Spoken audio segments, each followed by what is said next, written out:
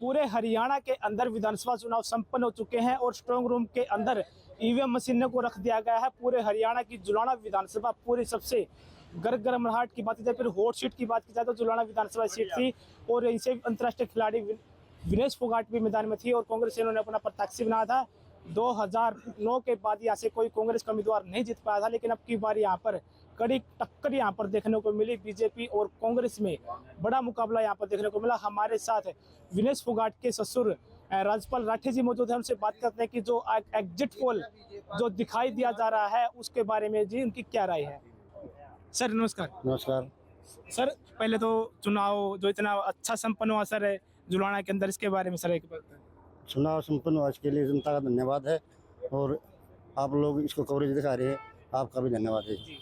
Sir Julana का exit poll sir जो दिखा रहा है सर, उसके बारे में आप सर क्या मानते हो कि नतीजे क्या रहे? मेरे पता है जुलाना क्या दिखाया, मेरे पता नहीं क्या। 74% प्रतिशत वोट यहाँ पर हुई है, तो इसके बारे में सर क्या मानते हो कि 74 का तक क्या रुझान है? ये 74% जो है इतनी हमारी वोट है। अच्छा, 70% आपकी वोट? 74,000 वोट हमारी है और बाकी आप निकाल लो किसकी कितनी है। अच्छा जी। हाँ जी। तो कल जी पूरे गर्माहट का माहौल रहा। कई जगह पर कालगढ़ के अंदर देखने को मामला है कि बीजेपी प्रत्याशी को वहाँ पर घेरा गया, उन्होंने कांग्रेस पर बूथ कैप्चरिंग का भी आरोप लगाया।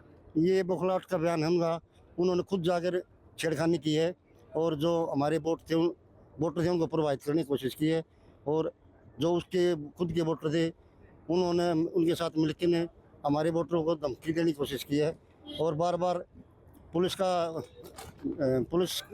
यह बयान दे करके पुलिस के साथ बुला गया कि हमारे वोटरों को धमकाने का प्रयास किया है, लेकिन हमारा वोटर इतना स्ट्रॉन्ग है वो किसी का दबाव नहीं मानता। अब की बार सर देखा गया कि जिस तरीके से सर डॉक्टर सुरेंद्र लाठर मैदान में थे तो कहीं ना कहीं जो वोट प्रतिशत है वो डिवाइड नहीं हो पाया। ये वोट का टू पार्टी थी, इनका कोई प्रभाव नहीं है। अच्छा जी। तो यहाँ से सर कोई दलाल भी मैदान में थी तो कहीं ना कहीं वो भी पिछड़। ये सभी एक पार्टी के थे, ये बीजेपी के एजेंट थे सभी, ये कोई पार्टी का इनका महत्व नहीं है। तो कल सर एक खरग्राम जी में मामला देखने को मिला जब विनेश फोगाट जी वहाँ पर पहुंचे तो भारी पुलिस बल को वहाँ पर लगाया गया था कि जैसे लोग चर्चाएं चला रहे थे कि जो बख्ता खेड़ा में गांव में प्रोग्राम के लिए गए थे वहाँ पर गेट पर भी ताला लगा दिया गया था, तो कहीं ना कहीं इसका असर था। ये वाजियत की बात है, गांव में कभी हमारे चौपाल को ताला नहीं लगा और वहाँ पर ये चढ़ाई का काम चल रहा था गरीब आदमी का, वो सामान गिर रहा था, रेती पड़ी थी, वो 3 महीने चढ़ाई चली थी, उसके लिए अपना क्या था विधायक ये अमरजीत ढंडा उसके लिए सॉरी बोल चुका है, उस पर ज्यादा कुछ नहीं कहना चाहता मैं। तो सर अपनी जीत को लेकर कितना आश्वस्त हो सर? नहीं बताया ना आपको, 74% वोटिंग हो रही है, वो 74% वोट हमारे, 74,000 वोट हमारे हैं, बाकी आप निकालो किसकी कितने बंदे हैं। तो बीजेपी जो यो कैप्टन के वो कह रहे कि हम भी अपनी जीत को लेकर अवस्था है, कहीं ना कहीं हमने भी कड़ा मुकाबला विनेश फोगाट को दिया हुआ जो हम तो मानते हैं मुकाबले में। अच्छा जी। बिल्कुल नहीं। अच्छा, तो सर अक्सर देखा जाता है कि जहां वोटिंग ज्यादा होती है उसका असर सीधा फायदा बीजेपी को ही दिखाई देता है, तो 74% जुलाना के अंदर भी तो है सर।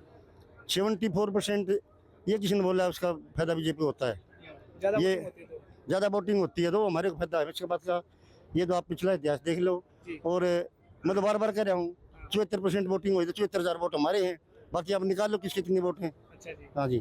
तो जुलाना में जी 2009 से सर कांग्रेस कोई नहीं जीत पाया था, तो अब की बार कांग्रेस यहाँ पर अपना बिल्कुल 100% कांग्रेस की एंट्री हो गई है और ये कंटिन्यू रहेगी। तो सर बीजेपी में क्या कमी आ रही, क्या उनके लूज पॉइंट है जो कांग्रेस का कहीं ना कहीं फैक्टर काम कर रहे हैं? बीजेपी का सबने पता है, देखा नहीं पिछली बार 750 किसानों की हत्या बीजेपी के कारण हुई थी, वो इसका बीजेपी को खामियाजा भुगतना पड़ा। जंतर मंत्र पहलवानों से तुम क्या किया, वो उसका खामियाजा भुगतना पड़ा और कर्मचारी बीजेपी ने पिटे, सरपंच बीजेपी ने पिटे, आशावर बीजेपी ने पिटी, किसको बख्शा नहीं, तो खामियाजा बीजेपी को भुगतना पड़ा अभी। तो सर जिस तरीके से चुनाव में ये भी अफवाहें फिर रही कि विनेश यहाँ नहीं रहेगी, विनेश यहाँ से चले जाएगी, बख्ता खेड़ा में बहुत ही कम आती है।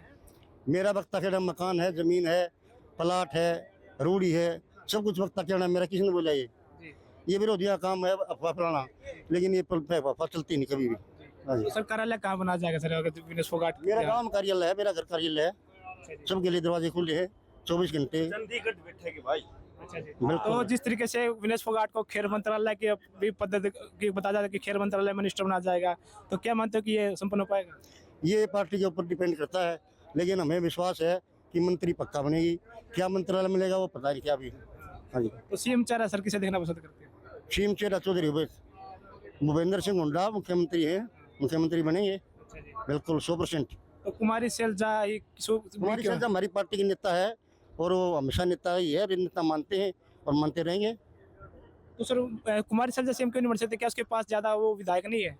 नहीं, कुमारी शैलजा तो सांसद है ना, सांसद तो सीएम नहीं बनता ना, विधायक सीएम बनता है, ये तो आपको पता है। जी। प्रोटोकॉल उसको तो कभी तोड़ा नहीं जा सकता है। कभी सर उसके बारे में थोड़े सामाजिक बातें सामने आई जो कास्टजन को ये लेकर भी? अफवाह थी, अफवाह बीजेपी की चाल थी, अपने बंदों से बकवासबाजी कराई है और ये सबको पता है। अच्छा। पार्टी की तरफ से कोई अफवाह नहीं किसी प्रकार का कोई कटाक्ष नहीं किया, उसको हम अपनी बहन मानते हैं और वो हमेशा हमारे साथ में हमारे दिल में रहती है। तो कितने हजार वोटों से जीतोगे जी विनेश फोगाट? 74,000 वोट है मेरे भाई, निकाल ले अभी कितने वोट से जीत होगी। अच्छा। कम से कम 30 से ऊपर जीत है। 30,000 से वोट। 30,000 से। ठीक है, थैंक यू सर। ये थे हमारे साथ रज पलाठी जिन्होंने अपने बताया कि विनेश फोगाट की जो जुलाना विधानसभा से है 30,000 ज़्यादा से वोटों से जीत होगी। लेकिन 2009 की बात की जाए तो यहाँ पर जो कांग्रेस ने अपना पहली बार यहाँ पर कांग्रेस 2009 में जीती थी, उसके बाद यहाँ से 19 साल का सूखा रहा था। लेकिन कहीं ना कहीं अब की बार समीकरण यहाँ से बदल चुके हैं और जो कांटे की टक्कर कहीं ना कहीं बीजेपी और कांग्रेस में भी बनी हुई है। लेकिन एक दिन का भी गैप है। 7 तारीख को कल यहाँ पर फाइनल रिहर्सल करा दी जाएगी और 8 तारीख को सुबह 8 बजे से वोटिंग शुरू हो जाएगी और जो प्रत्याशी हैं उनके किस्मत का भी जो फैसला है वो धीरे धीरे आना शुरू हो जाएगा। लेकिन देखने वाली बात हो कि क्या विनेश फोगाट इस कड़ी चुनौती को, जुलाना की चुनौती है जो कांग्रेस के लिए यहाँ पर अपना दम दिखा पाती है, या फिर यहाँ से जो बीजेपी के प्रत्याशी हैं कैप्टन योगेश जी, जो बीजेपी जुलाने की बात की जाए तो बीजेपी ने कभी भी जुलाना से बीजेपी को प्रत्याशी को नहीं जीत दी है। क्या बीजेपी का अपना यहाँ पर कमल खिल पाएगा?